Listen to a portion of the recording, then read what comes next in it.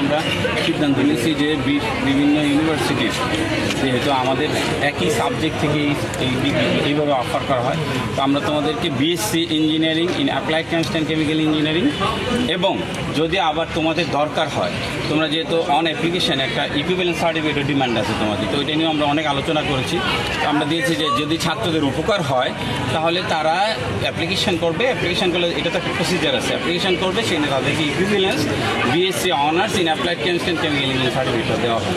আলহামদুলিল্লাহ আমরা এই দুইটা দাবিতে ছিল আমাদের ছাত্রদের যে আমরা স্যার ইঞ্জিনিয়ারিং ডিগ্রিটা নিব, সাথে আমাদের ইকুইভ্যালেন্স একটা অনার্স সার্টিফিকেট, দুইটারই অ্যাপ্রুভাল হয়েছে আল্লাহর রহমতে একাডেমিক কাউন্সিলে। আর বাকিটা তো তোমরা জানো যে তোমাদের যে আমাদের আগের যে কমিটি আমরা অনুমোদন দিয়েছিলাম, একটা কারিকুলাম রিভাইজ করেছিলাম, সেখানে 183 ক্রেডিট কমপ্লিট করতে হবে ইঞ্জিনিয়ারিং হওয়ার জন্য, মানে এই ডিগ্রিটা দেওয়ার জন্য। তো সেক্ষেত্রে তোমরা যারা এক্সিস্টিং ব্যাচগুলো আসো তাদেরকে আমরা তো একটা বিভিন্ন ইয়ারে ডিভাইড করেছি না কোর্সগুলো।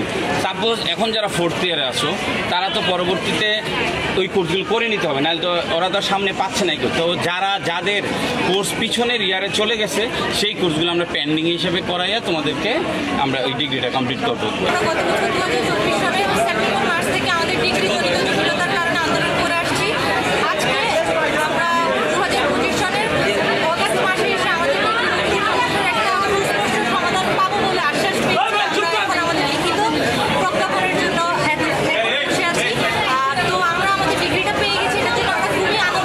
মডারেশন করছি, এক্সপার্ট কমিটি হয়েছে, ছাত্রদের অ্যালামনির কথা হচ্ছে, আমরা বিশ্ববিদ্যালয়ের ডিন, অন্যান্য বিশ্ববিদ্যালয়, ঢাকা বিশ্ববিদ্যালয় বুয়েট সহ রাজশাহী বিশ্ববিদ্যালয় সহ বিভিন্ন দফা কোনো বসে নাই, কিন্তু আমাদের ছাত্ররা এগুলো জানে, মনিটরিং করছে থাকছে।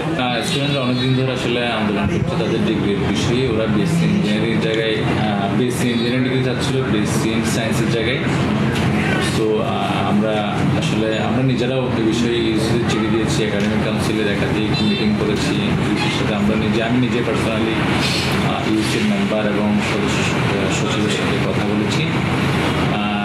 তো এখানে কিছু আসলে হয়তো গ্যাপ ছিল, হয়তো ইনফরমেশনের কিছু গ্যাপ ছিল, তবে এই বিষয়ে আমরা প্রথম থেকে আন্তরিক ছিলাম এই বিষয়টা যেন খুব দ্রুত সমাধান হয়।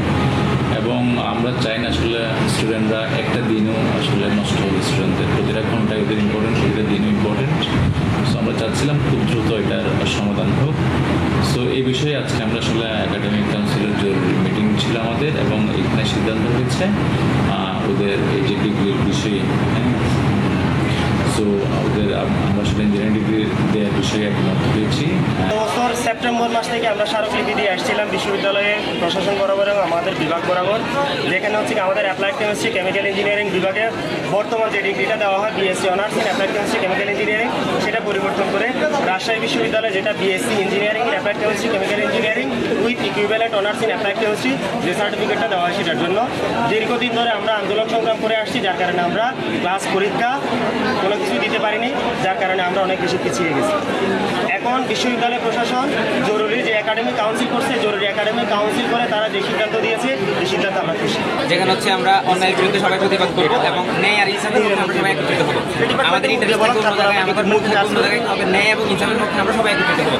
আমরা ভবিষ্যতে আমাদের যে বিশ্ববিদ্যালয়ের অন্য ডিপার্টমেন্টগুলো আছে, ফ্যাকাল্টিগুলো আছে, তাদের সাথে একতা পোষণ করে তাদের সকল ন্যায় এবং যৌক্তিক দাবিতে তাদের সাথে একত্রিত হতে চাই। ধন্যবাদ।